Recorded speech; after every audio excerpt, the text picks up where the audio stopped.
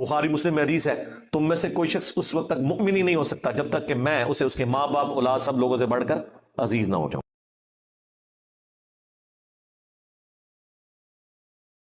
یہ جو جتنا یہ فتنہ کھڑا کیا ہوا نا پیری مریدی کا، کہتے ہیں جی جس کا کوئی پیر نہیں اس کا پیر شیطان ہے، پیر ضرور ہونا چاہیے، ٹھیک ہے۔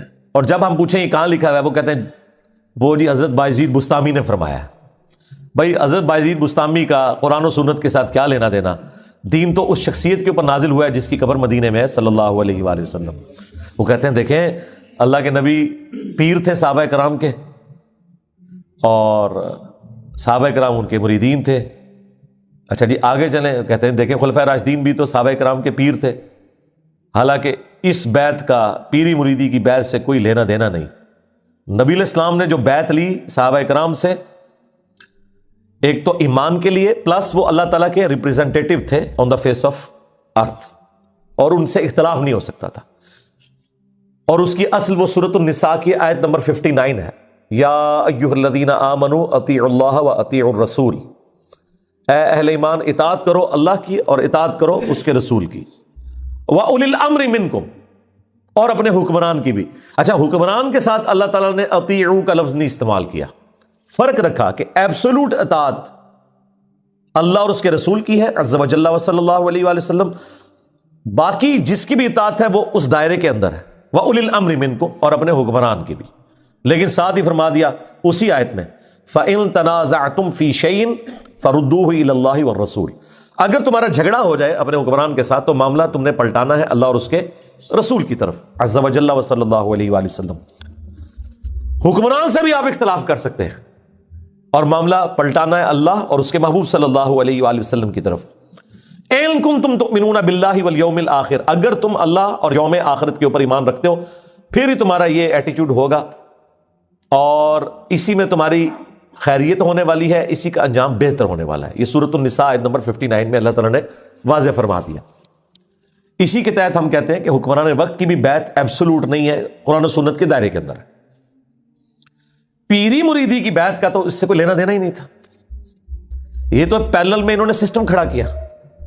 اور اگر آپ من و عن وہ احادیث جو بیعت خلافت سے متعلق ہے ان کو پیری مریدی کے اوپر اپلائی کریں گے اجتہاد کے طور پر، پھر سرکار بڑا خطرناک رزلٹ نکلے گا، بلکہ خطرناک نکلے گا، خطرناک سے بھی اگلا ورژن، کیونکہ اس میں تو واضح موجود ہے، بخاری مسلم میں حدیث ہے کہ جو خلیفہ وقت کی بیعت کے بغیر مرا یا وقت کے امام کو پہچانے بغیر مرا وہ جاہلیت کی موت مرا۔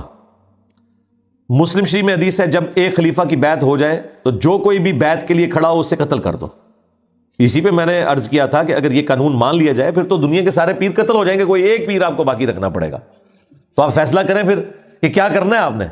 اگر آپ پیری مریدی کے لیے وہ والی احادیث کا سہارا لیتے ہیں تو منوان اس کو اپلائی کریں گے نا، وہ تو اپلائی نہیں کر سکتے۔ یہاں تو ایک گدی کے اوپر 4 بیٹے ہیں تو وہ آپس میں ایک دوسرے کو قتل کر دیتے ہیں گدی سنبھالنے کے لیے، اور باقی جو پیرلل میں اتنی گدیاں چل رہی ہوتی ہیں جو کبائی کے اڈے ہوتے ہیں ان کا کوئی دین سے لینا دینا نہیں۔ اس کے لیے قرآن سے دلیل پیش کرنا، جی قرآن میں بھی بیعت کا ذکر ہے، احادیث میں بھی بیعت کا ذکر ہے، یہ کتنا بڑا ظلم ہے۔ قرآن و سنت میں تو لینا دینا ہے نہیں اس بیعت کا، اور وہ بھی جو بیعت تھی خلفائے راشدین کی وہ بھی کامل الایمان مومنین ہونے کے باوجود، اور ان کے پیچھے اللہ کے نبی بھی کھڑے تھے، علیکم بسنتی وسنت الخلفاء الراشدین المہدیین، تم پر میری سنت میرے خلفائے راشدین کی سنت لازم ہے۔ اس کے باوجود ادھر بھی لوگ اختلاف کرتے تھے اور وہ اپنا ڈیسیژن واپس لیتے تھے۔ بخاری مسلم دونوں میں حدیث ہے، حضرت عمر کے دور خلافت میں سیدنا عمر رضی اللہ تعالیٰ عنہ مسجد نبوی میں داخل ہوئے، انہوں نے دیکھا کہ حضرت حسان بن ثابت نعتیہ اشعار سنا رہے ہیں حضرت ابو ہریرہ کو۔ تو حضرت عمر کھڑے ہوئے صرف ان کو دیکھا، انہوں نے دیکھنے کے انداز سے یہ اندازہ لگا لیا کہ یہ تو ابھی اس سے پہلے کہ کچھ کہیں۔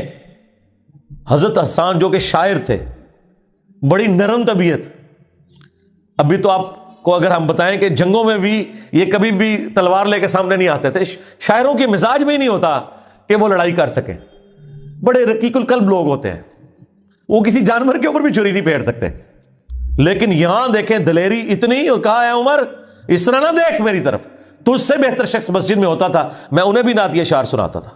حضرت عمر نے بھی کچھ بولا بھی نہیں ہے اور یہ بندہ اتنا دلیر ہو گیا شاعر ہونے کے باوجود کہ اس نے دیکھا بھی کیوں. یہ دلیری کس نے دی تھی ان کو؟ اللہ کے محبوب علیہ السلام نے. یہ جرت کس نے دی تھی؟ آگے سے حضرت عمر نے اپنی عزت بچانے کے لیے یہ بھی نہیں کہا کہ میں پہ تکدا سا نہ. ہو سکتا تھا نا بندہ دیکھے امیر المومنین کی سریعام اس طریقے سے ایک بندہ للکارا ہے, اس طرح دیکھ میرے حل سرکار یہ کون سنتا ہے. آج کوئی ایک محلے کا کونسلر کی بات سننے کے لیے تیار نہیں ہے, اور جس کے سامنے پرشین امپائر ڈھیر ہو چکی, رومن امپائر اسے جزیہ دے رہی ہے, اور وہ حضرت عمر تو اپنے آخری خطبات میں کہتے تھے کہ یا اللہ عرش پہ تو ہے اور دنیا پہ میں ہوں. یہ اسلام کی برکت ہے کہ اس وقت دنیا میں مجھ سے طاقتور انسان کوئی نہیں ہے, اور حقیقت بات ہے یہ حضرت عمر کو ہی اللہ نے سٹیٹس دیا ہے کہ وہ کہتے تھے کہ یا اللہ آسمانوں پہ تو اور دنیا پہ تو نے مجھے یہ سٹیٹس دیا ہے کہ اس وقت کوئی بھی مجھ سے زیادہ طاقتور انسان نہیں ہے. لیکن میں آج بھی اس وقت کو یاد کرتا ہوں کہ میں بھیڑ بکریاں چرایا کرتا تھا, اور میرا چچا مجھے ڈانٹا کرتا تھا کہ تو اونٹوں کی اور بھیڑ بکریوں کی حفاظت نہیں کر سکتا, تو مستقبل میں کیا کرے گا. آج اسلام کی برکت سے اللہ نے مجھے اتنی بڑی حکومت دی ہے. ٹھیک ہے, اس لیول کے اوپر ایک بندہ ہے, اور وہ پھر مزاج کا بھی سخت ہے, اور آگے سے حدیث بھی نہیں سنائی علیکم بسنتی و سنت الخلفاء الراشدین المہدیین. ہو سکتا ہے کوئی ادھر بریلوی دیوبندی بیٹھا ہوتا حدیث بھی سنا دیتا کہ حضرت سناؤ سنا حدیث انہوں, بدتمیزی کر رہے تھوڑے نال, ایک گستاخی کر رہے, یہ بھی نہیں ہوا. تو جب انہوں نے یہ جملہ سنا, کیونکہ بات آئی تھی اللہ کے نبی کی صلی اللہ علیہ وسلم, ہاں, تو انہوں نے کہا کہ اس حدیث پر گواہ لے کر آؤ. انہوں نے کہا یہ حضرت ابو ہریرہ بیٹھے ہوئے. حضرت ابو ہریرہ نے گواہی دی کہ امیر المومنین میں گواہی دیتا ہوں کہ نبی علیہ السلام نہ صرف نعتیہ اشعار سنتے تھے بلکہ دعا فرمایا کرتے تھے کہ اے اللہ حسان کی مدد فرما روح قدس کے ذریعے, جس طرح تو نے مدد فرمائی عیسیٰ ابن مریم کی, وَأَيَّدْنَاهُ بِرُوحِ الْقُدُسِ. تو حضرت عمر وہاں سے چلے گئے. اس ایک واقعے سے کتنے رزلٹ نکلے؟ نمبر 1, خلیفہ راشد بھی ہو, اگر وہ قرآن و سنت کے خلاف کوئی بات کرے آپ نے ایکسیپٹ نہیں کرنی. نمبر 2, اعلانیہ اس سے اختلاف کرنا ہے. نمبر 3, خلیفہ راشد کا بھی کتنا جگرا ہوتا تھا کہ وہ حدیث سن کے سرنڈر کرتا تھا. نمبر 4, حضرت عمر حضرت ابو ہریرہ کو ثقہ اور صدوق مانتے تھے, جبھی ان کی گواہی قبول کی. لہذا روافظ کا یہ کہنا کہ وہ حضرت ابو ہریرہ کو جھوٹا سمجھتے تھے یہ بالکل غلط ہے. اس پہ الگ سے میری ایک تفصیلی ویڈیو بھی ریکارڈ ہے. اور نمبر 5, اگر حضرت عمر کو یہ پتا نہیں تھا کہ مسجد نبوی میں محفل نعت ہوتی تھی اور نبی علیہ السلام سنتے تھے, حالانکہ وہ اتنے بڑے جید صحابی ہیں اور خلیفہ راشد ہیں, ان کو بھی یہ حدیث نہیں پتا تھی, تو سرکار اگر آپ کے کسی امام سے کوئی حدیث چھپی رہ گئی ہے تو اس میں اس امام کا مرتبہ کو گر نہیں گیا. اور جی انجینئر صاحب نے دسیا ساڑھے بزرگوں نے نہیں سی پتا, ساڑھے اماموں نے نہیں سی پتا, اور تواڈے بزرگ تے شاہی کوئی نہیں, سیدنا عمر جیسا ہے ہی کوئی نہیں, تیرے امام تے شاہی کوئی نہیں. اگر حضرت عمر سے یہ حدیث چھپی ہوئی تھی کہ مسجد میں نعتیہ اشعار پڑھے جا سکتے ہیں, تو ان کے بعد کون یہ دعویٰ کر سکتا ہے کہ میں ان سے بڑا عالم ہوں؟ تو کسی سے کوئی چیز اوور لک بھی ہو سکتی ہے. اتنے رزلٹ نکلے. یہ اس بیعت کا سٹیٹس تھا. یہاں یہ جو پیر بنے ہوئے ہیں ان کے مریدین ان سے اختلاف کر سکتے کر کے بتائیں؟ کبھی نہیں کر سکتے. آپ کو سنائیں گے ممبر سے کہ حضرت عمر سے بھرے مجمع میں کسی نے پوچھ لیا تھا کہ مال غنیمت میں ایک چادر ملی تھی سب کو اور آپ کا قد لمبا ہے, آپ نے کیسے اپنا لباس سلوا لیا؟ ہم اس وقت تک آپ کا خطاب نہیں سنیں گے جب تک کہ آپ کلیریفیکیشن نہ دیں. تو حضرت عمر نے کہا کہ میرا بیٹا بتائے گا. تو عبداللہ بن عمر نے کہا کہ میں نے اپنے حصے کی چادر اپنے باپ کو دی تو انہوں نے اپنا لباس سلوا لیا. یہ جب کوئی واقعہ سنا رہا ہو نا تو اسے آپ نے ممبر سے نہیں نیچے اترنے دینا. اسے کہنا ہے کہ حضرت میں بھی سیدنا عمر کے اس ساتھی کی سلمان فارسی کی سنت پہ عمل کرنے لگا ہوں, تو آپ بھی ذرا حضرت عمر کی سنت پہ عمل کر کے نا کلیریفیکیشن دیں کہ 4 سال پہلے آپ اسلام آباد کی اس مسجد میں چٹائی پہ بیٹھتے تھے اور ایک مٹکا رکھا ہوا تھا اور 2-3 ساتھ لوٹے رکھے ہوئے تھے. پھر یہ بعد میں جب سیکٹر ڈیولپ ہوا یہاں پہ ایک مسجد بن گئی اور آپ کی تنخواہ 10,000 مقرر ہوئی تھی. آج آپ نے گاڑی اور ڈرائیور بھی رکھے ہوئے ہیں اور ایک شاہانہ زندگی گزار رہے ہیں, حالانکہ آپ کی تنخواہ تو اتنی نہیں ہے. یہ اللہ کا اتنا فضل آپ پہ کہاں سے ہوا ہے ذرا بتائیں. یہ نہ اس سے کہیں کہ آپ نے چندے میں سے چوری کیا ہوگا. یہ خود وہ انشاءاللہ خود رزلٹ نکالے گا اور اس سے پہلے یہ اپنے مریدین کے ذریعے آپ کے اوپر جھپٹ پڑے گا کہ منہ چور سمجھتے ہو کلیریفیکیشن نہیں آپ کو کبھی دے گا. اور پیروں کو تو چھوڑ دیں, ان کا تو سٹیٹس ہی بہت بلند ہے. یہ تو میں مولویوں کی بات کر رہا ہوں. ہاں, پیروں نے تو مولوی ہائر کیے ہوتے ہیں اپنی منقبتیں پڑھنے کے لیے. آپ نے دیکھا یہ کبھی عرس ہوتے ہیں نا درباروں کے اوپر, پیر صرف خاموشی سے آ کے بیٹھتا ہے روب قائم کرنے کے لیے, اینڈ پہ نا ایسے کر کے دعا کرواتا ہے تاکہ روب رہے کہ پتہ نہیں کتنا عالم فاضل ہے. حالانکہ میں تو یقین نہ کہنا نماز بھی نہیں سنا سکتے صحیح طریقے نہ. یہ ان کی حالت ہے. ترجمہ تو چھاڑ دو, لیکن روب رکھا ہوا ہے. تقریر نہیں کر سکتے, نہ یہ آیت صحیح طریقے سے پڑھ سکتے ہیں, نہ کوئی حدیث سنا سکتے ہیں. مولوی انہوں نے بھرتی کیے ہوتے ہیں, وہ آ کے پہلے ان کی تعریف کرتے ہیں, اس کے بعد کوئی جھوٹے واقعات مرے ہوئے کے جو قبر میں پڑا ہے اس کے سناتے ہیں, الٹیمیٹلی وہ بھی اپنا حصہ لے کے چلے جاتے ہیں. یہ ٹوٹل پیروں کا پورا سسٹم ہوتا ہے. یہی تو دیکھیں پیر نصیر الدین نصیر صاحب رحمہ اللہ, ان کا یہی تو جھگڑا تھا وہ اپنے پیرلل میں جو دوسری گدیاں چل رہی تھیں کہ یار مولویوں سے کیوں تقریریں کراتے ہو, خود کرو.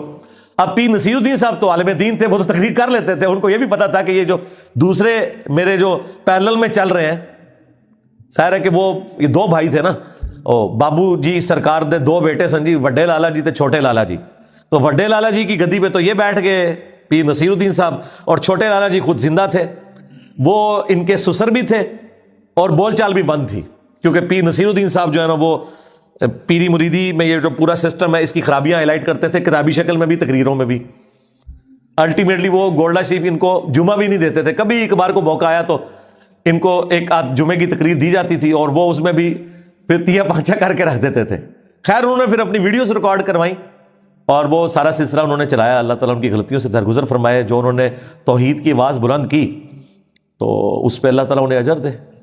تو وہ تو میری ایک ویڈیو آپ دیکھیں توحید سے متعلق 10 دھوکے, اس کے شروع میں نے ان کے ویڈیو کلپس ڈالے ہیں, ان کی تصویر بھی تھمبنیل پہ لگی ہوئی ہے.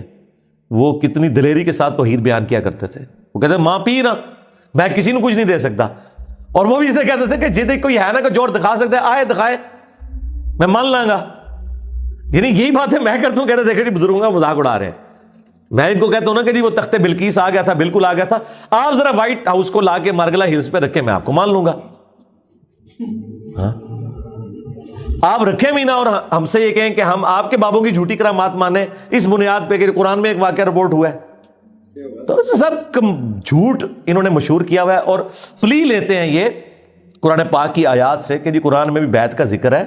بھئی قرآن میں نبی الاسلام کا بیعت لینا ہے صحابہ کرام سے, وہ آن دا بہاف آف گاڈ ہے, اور خلفائے راشدین کا اللہ اور اس کے رسول کے احکامات کے اندر ہے, اور اس میں اس کی باؤنڈریز ہیں, اختلاف رائے ہو سکتا ہے. ایبسولوٹلی بیعت اللہ کی ہے. نبی الاسلام بھی اللہ کے لیے بیعت دیتے تھے. اسی لیے سورہ الفتح میں کہا گیا اے نبی یہ جو درخت کے نیچے آپ بیعت لے رہے ہیں ان کے ہاتھوں پہ اللہ کا ہاتھ ہے. اندازہ کریں, اللہ نے نبی الاسلام کے مبارک ہاتھ کو اپنا ہاتھ قرار دیا, کیونکہ نبی الاسلام ریپریزنٹیٹو ہے اللہ کے.